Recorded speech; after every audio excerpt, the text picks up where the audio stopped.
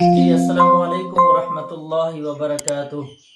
خواتین و حضرات، آج کی اس ویڈیو میں آپ کو بہت ہی مفید اور مؤثر مجرب وظیفہ بتانے لگا ہوں۔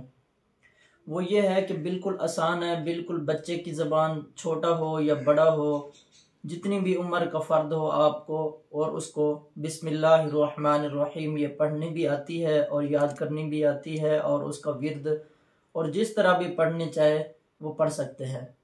بالکل آسان طریقہ ہے، بسم اللہ الرحمن الرحیم کا وظیفہ ہے، اور بہت ہی مجرب اور مفید الاثر یہ عمل ہے۔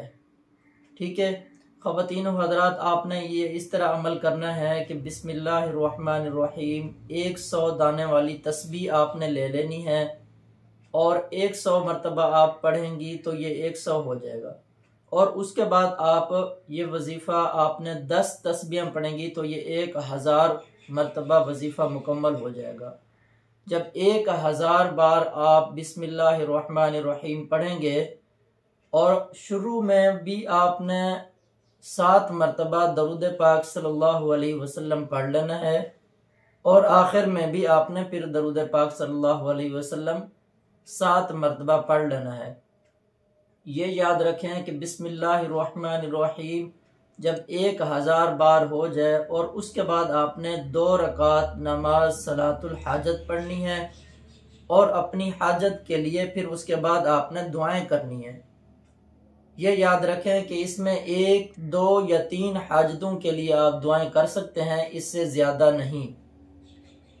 ہر 1000 مرتبہ بسم اللہ الرحمن الرحیم مکمل ہونے کے بعد آپ نے 2 رکعت نماز صلاۃ الحاجت پڑھنی ہے، اور اس کے بعد آپ نے دعائیں کرنی ہیں اپنے لیے۔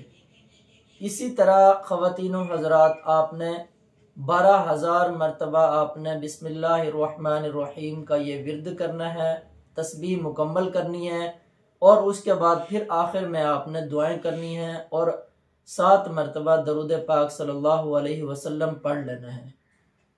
خواتین و حضرات، یہ دعائیں بہت ہی مفید اور مجرب وظائف ہیں، ناجائز کاموں کے لیے نہیں ہیں، ہر جائز کام کے لیے آپ یہ وظیفہ کر سکتے ہیں۔